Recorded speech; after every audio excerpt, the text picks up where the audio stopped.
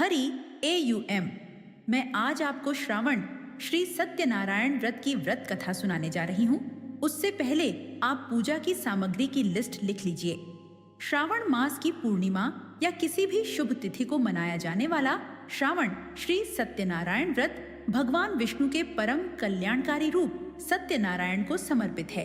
इस पवित्र महीने में भगवान शिव के साथ साथ श्री हरि विष्णु की पूजा करने से मनुष्य के जीवन के सभी कष्ट, दरिद्रता और मानसिक संताप दूर हो जाते हैं। श्रद्धालु अपने परिवार की सुख समृद्धि, शांति और मनोकामनाओं की पूर्ति के लिए इस दिन पूर्ण श्रद्धा के साथ व्रत रखकर सत्यनारायण स्वामी का पूजन करते हैं।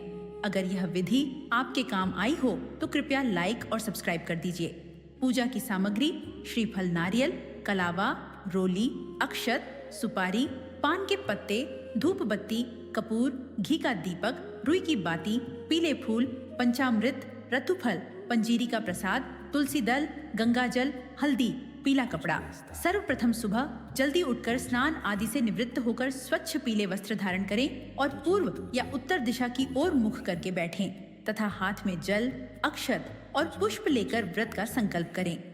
पूजा स्थान को साफ करके वहां एक लकड़ी की चौकी स्थापित करें और उस पर पीला कपड़ा बिछाकर भगवान सत्यनारायण की मूर्ति या चित्र स्थापित करें। तांबे या मिट्टी के कलश में स्वच्छ जल भरकर उस पर आम के पत्ते और नारियल रखकर चौकी के दाईं ओर कलश की स्थापना करें। भगवान सत्यनारायण की प्रतिमा को पंचामृत और फिर गंगाजल से स्नान कराकर उनका अभिषेक करें। अभिषेक के पश्चात भगवान को पीले रंग के सुंदर वस्त्र या कलावा रूपी वस्त्र अर्पित करें। भगवान के मस्तक पर रोली, हल्दी और चंदन का तिलक लगाएं तथा अक्षत अर्पित करें। भगवान विष्णु को अत्यंत प्रिय पीले रंग के फूल, गेंदे की माला और तुलसी दल श्रद्धा पूर्वक अर्पित करें। धूप बत्ती और शुद्ध घी का दीपक जलाकर भगवान के सम्मुख रखें और वातावरण को सुगंधित करें। भगवान को पंजीरी, पंचामृत, केले और अन्य ऋतुफलों का नैवेद्य अर्पित करें, जिसमें तुलसी का पत्ता अवश्य डालें। इस दिन निराहार या फलाहार रहकर व्रत का पालन करें और शाम को कथा सुनने के बाद चंद्र दर्शन करके या अगले दिन सुबह पारण करें। कपूर और घी के दीपक से भगवान सत्यनारायण की श्रद्धा पूर्वक आरती उतारें और शंख तथा घंटी बजाएं। आरती के बाद अपने ही स्थान पर खड़े होकर भगवान की 3 बार परिक्रमा करें। पूजा में हुई किसी भी ज्ञात अज्ञान भूल के लिए हाथ जोड़कर भगवान से क्षमा प्रार्थना करें।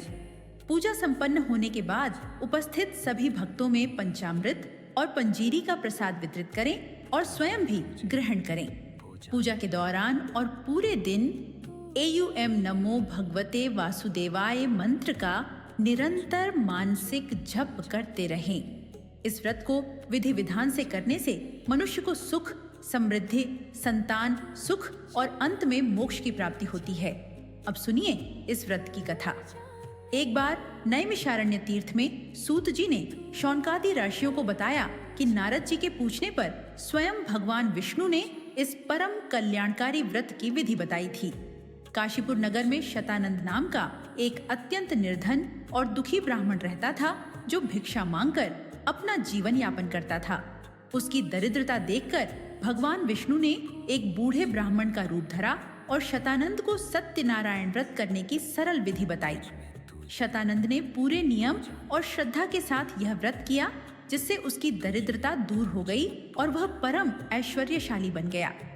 एक दिन जब वह पूजा कर रहा था, तब वहां एक गरीब लकड़हारा आया और उसने भी इस व्रत का महत्व समझा। उस लकड़हारे ने लकड़ी बेचकर मिले धन से भगवान की पूजा की, जिससे वह भी धन धान्य से संपन्न होकर सुखी जीवन जीने लगा। आगे की कथा में राजा उल्कामुख और साधु नामक एक वैश्य का वर्णन आता है, जिसने संतान प्राप्ति के बाद व्रत करने का संकल्प लिया था। साधु वैश्य की पुत्री कलावती के विवाह के बाद जब वह अपने दामाद के साथ व्यापार के लिए गया, तो राजा चंद्रकेतु के राज्य में चोरी के झूठे आरोप में दोनों कारागार में डाल दिए गए। घर पर उसकी पत्नी लीलावती और पुत्री कलावती भी अत्यंत दरिद्र हो गईं और दाने दाने को तरसने लगीं।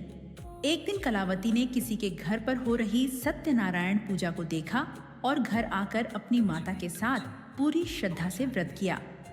भगवान सत्यनारायण की कृपा से राजा चंद्रकेतु को स्वप्न आया और उसने वैश्य तथा उसके दामाद को कारागार से मुक्त कर उनका सारा धन वापस लौटा दिया। नाव से लौटते समय जब साधु वैश्य ने दंडी सन्यासी रूपी भगवान की परीक्षा ली तो उसकी नाव धन के स्थान पर पत्तों से भर गई।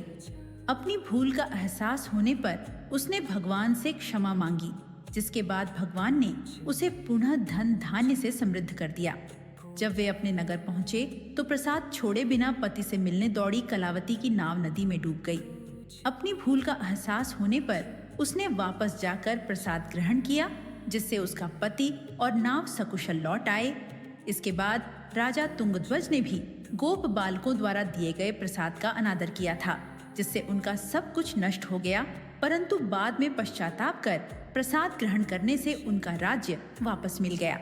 इस प्रकार जो भी मनुष्य इस परम पावन व्रत की कथा सुनता है और श्रद्धा पूर्वक पूजन करता है, वह इस लोक में सुख भोग कर अंत में वैकुंठ लोक को प्राप्त करता है।